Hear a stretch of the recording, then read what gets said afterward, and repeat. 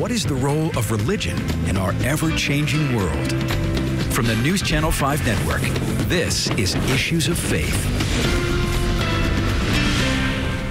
Hello, everyone. Welcome to Issues of Faith. Glad you're with us. We're talking about an important topic this month after the 4th of July. We're talking about Christian nationalism. It's become a debate here of late.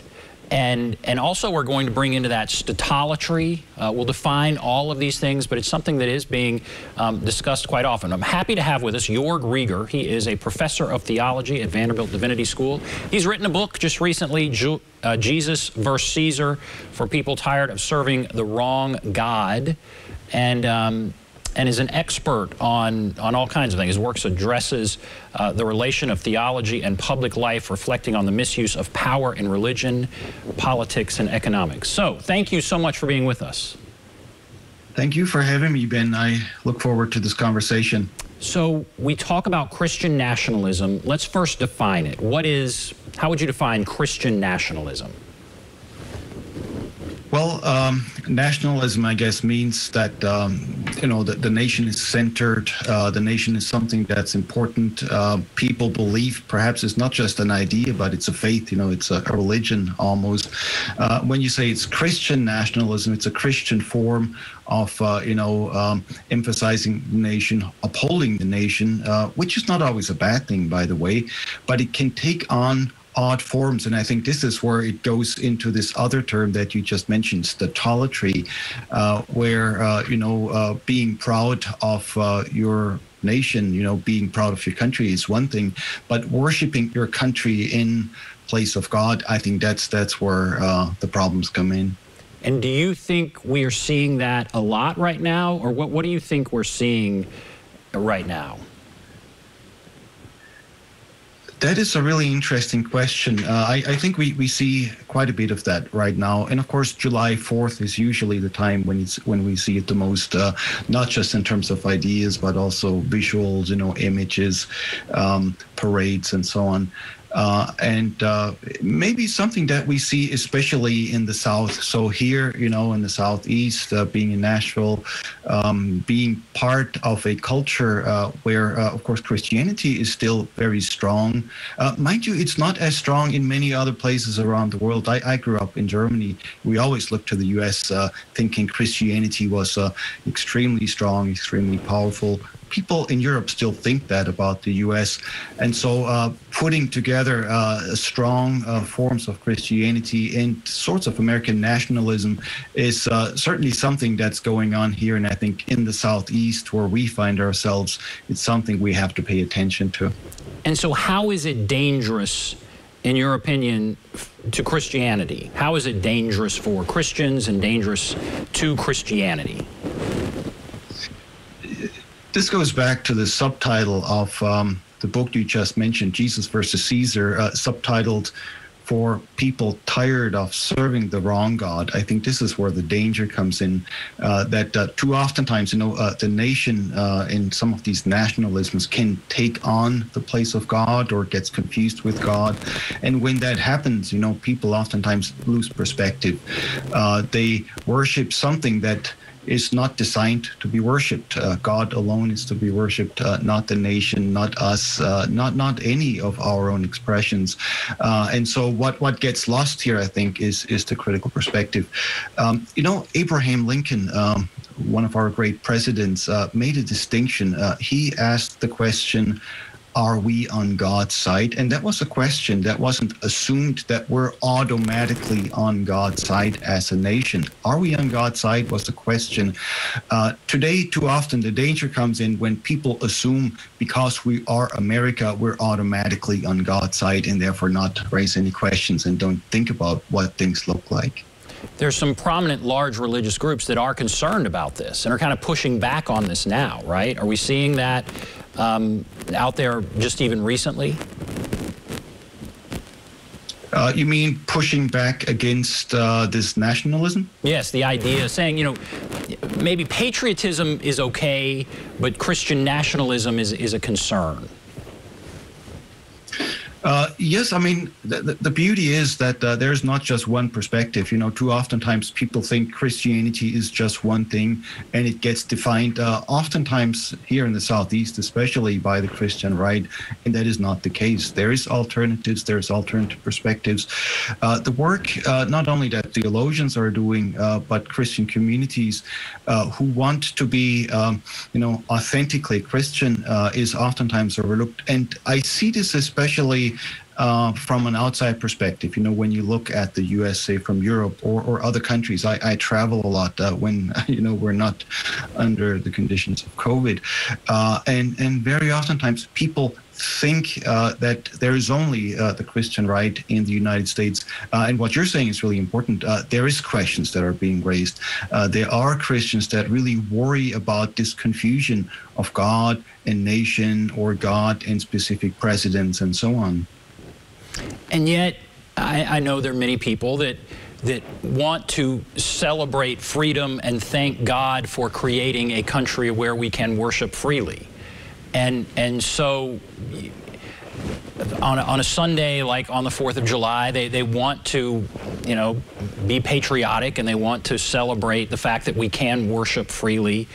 There was a time I was a member of a church, and there was a big debate about where the American flag should be. Should it be at the front of the sanctuary or not? And I think after much debate, it was decided on certain Sundays, maybe the 4th of July and Veterans Day, certain days it would be up there, but for the majority of the time it would not be up there. You don't want to take away from, the cross, from the essence of why we are worshiping.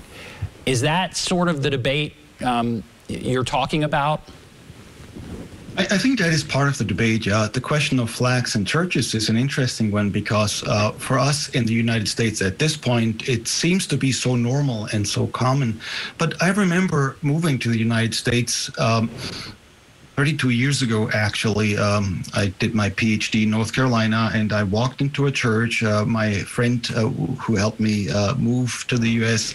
Was the pastor, and I saw an American flag in the sanctuary. And I said, why is there a flag? He said, well, we are American Christians. In my own experience in Germany, we had never seen flags in churches. The only time when there were flags moved in and out of churches, we knew from history lesson, was between 1933 and 1945, right? This was the swastika.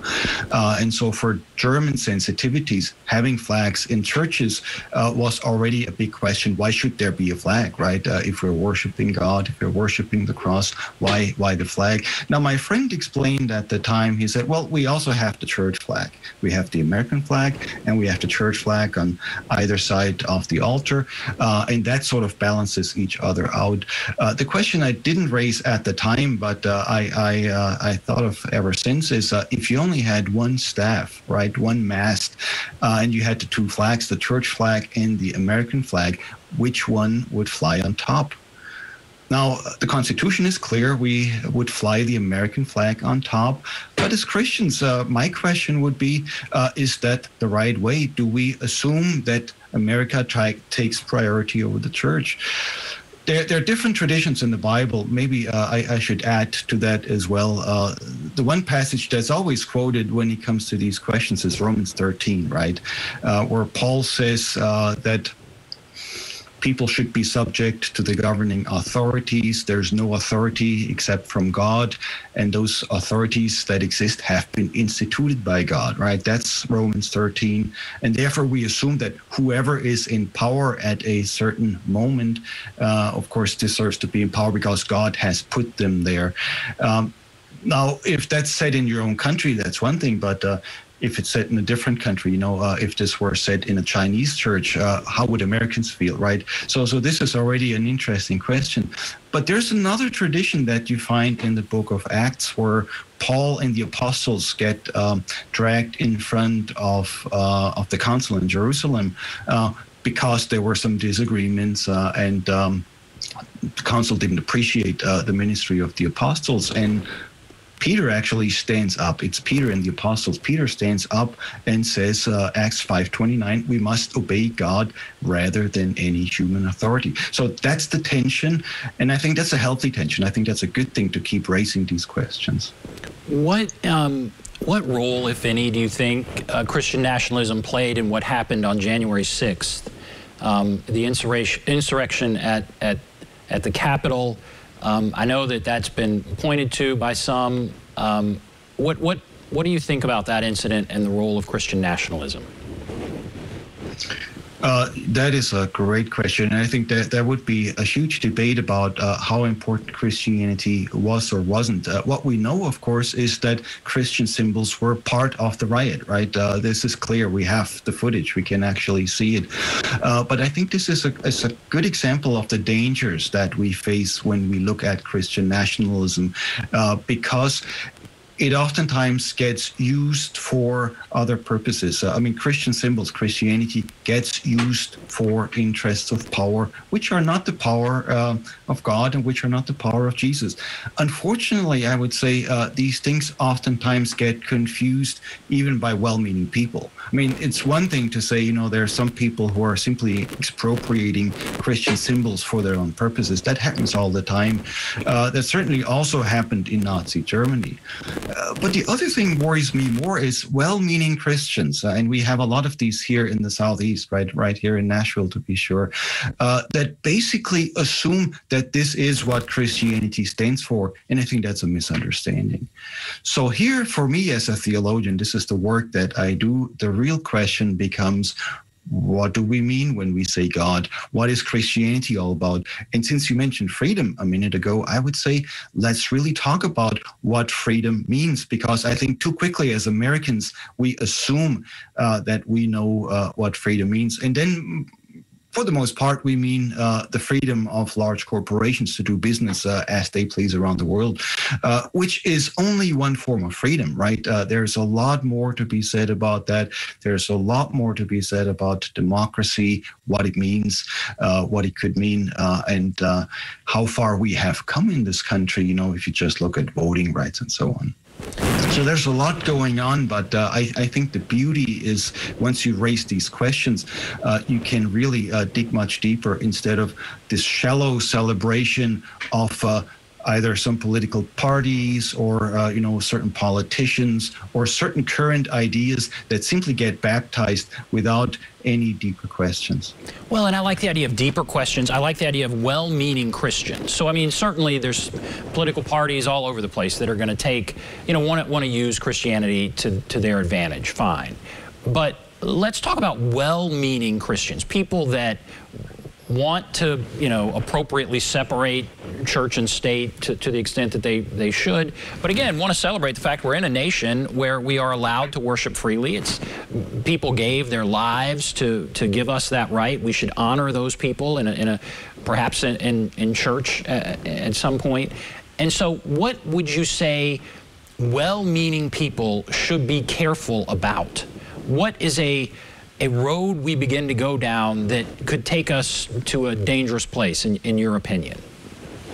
Yes, that is a really great question, and that's the one I would love to talk about, because it's one thing to say, you know, there are these dangerous developments that ultimately may ruin our nation, and I'm worried about that. You know, the January 6th riots certainly are part of that. But much more important to me is well-meaning people that really believe that America, as they see it at the moment, is identical to God. If this had, you know, probably it has its roots, you know, with the history of our country. But think about American democracy, for instance. In the beginning, you know, we certainly asserted a democratic system, but it was 6 or 7% of white men who owned property who had the right to vote. That was the beginning of American democracy. If somebody back then would have said, that is the way it is, this is the way it will always be, where would we be now? Instead, we moved forward. We now have universal suffrage, right? Women minorities, American citizens, whoever they are, have the right to vote. So the danger here, I think, is for well-meaning people to identify one specific status quo with the kingdom of God and not to move forward. So I've talked about politics here, but let's talk about economics, because I think that is just as complicated and maybe in some ways more difficult to address, because as Americans, based on the Constitution, we have some understanding of the separation of church and state. And I think there's a lot of wisdom where the founding fathers looked to what happened in Europe earlier, you know, the wars of religion and so on, that were very detrimental. So separating church and state, there has to be a critical distance. What we don't have in the Constitution and in the US is a separation of church and the economy. Church and economics, church and money. And I would say, if we move forward, if we ask these deeper questions, here's another question that we should ask. How do we keep these things at a distance and reflect critically without condemning money, without condemning, of course, the nation? That's not what we do, but not assuming that the way things are right now is the way that have accomplished and achieved perfection.